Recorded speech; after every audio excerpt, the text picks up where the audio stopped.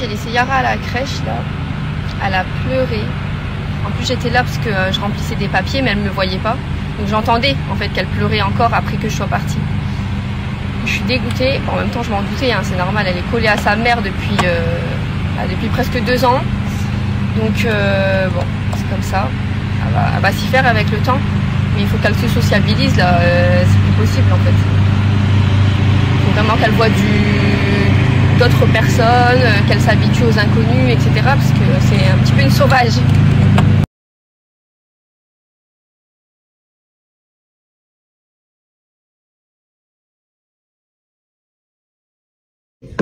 Du coup voilà, quand vous arrivez à l'entrée, vous avez le petit meuble, comme ça. Ça normalement ça s'allume mais j'ai pas de prise malheureusement. Donc j'ai mis un petit vase, nos courants, ça, et à l'intérieur là c'est les petits rangements. Voilà.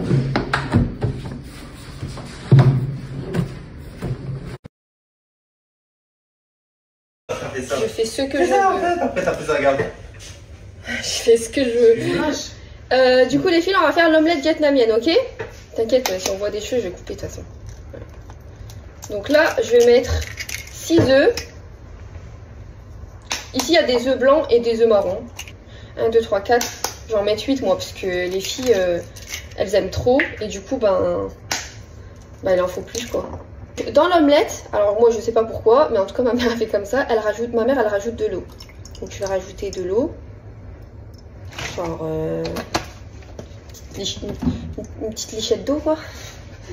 Ensuite, moi je mets du Nurmam. Je prends cette marque là parce que c'est la marque que ma mère elle a toujours utilisée. Et j'en ai essayé une autre, elle était mais horrible.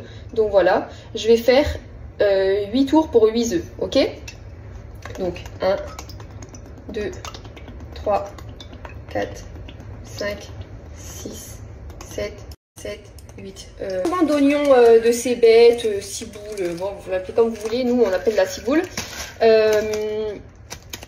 Comme je l'utilise pas souvent, et je le congèle. Voilà, je le coupe en morceaux puis je le congèle. Donc là, je vais en rajouter une bonne poignée à l'intérieur. Ça apporte tout le goût, hein. Vraiment, c'est un indispensable. Vous mélangez pas beaucoup. Vous mélangez, mais pas jusqu'à ce que ce soit comme une omelette française. Ok, je vais vous montrer de toute façon. Je sais pas si là vous voyez bien. En gros, vous mélangez de sorte à ce que les jaunes soient cassés, mais pas les blancs. Genre, attendez, parce que moi j'ai encore un jaune là.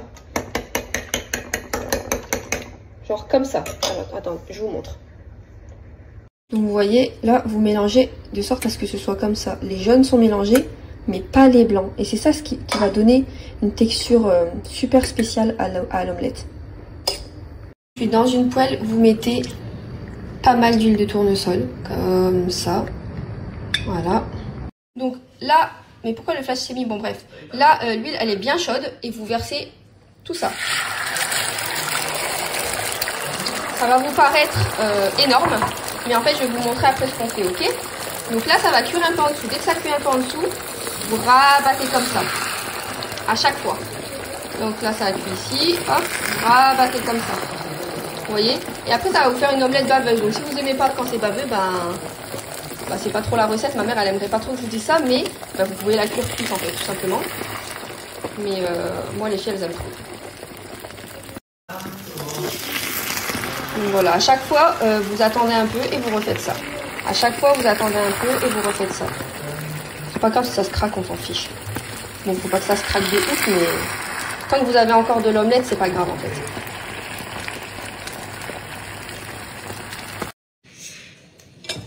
Donc là, vous avez votre omelette. Et vous allez la transférer. C'est pas grave si elle est encore un petit peu liquide, là ça va cuire en fait avec la chaleur. Faut justement pas que ce soit cuit au-dessus parce que sinon ça fera pas une omelette baveuse en fait, tout simplement. Donc là, c'est le moment délicat de la vie.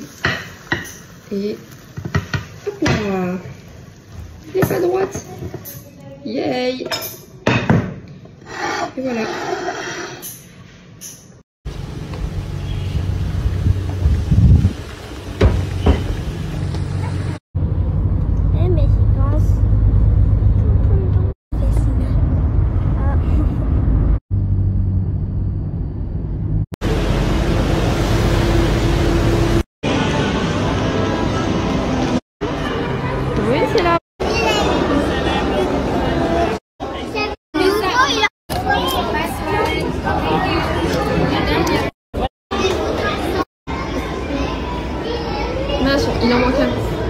qu'il y a les filles?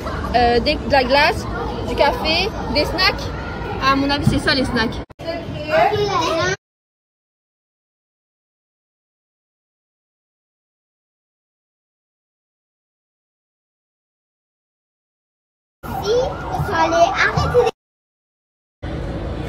Ah, trop bien, c'est nouveau, ils viennent d'ouvrir ça.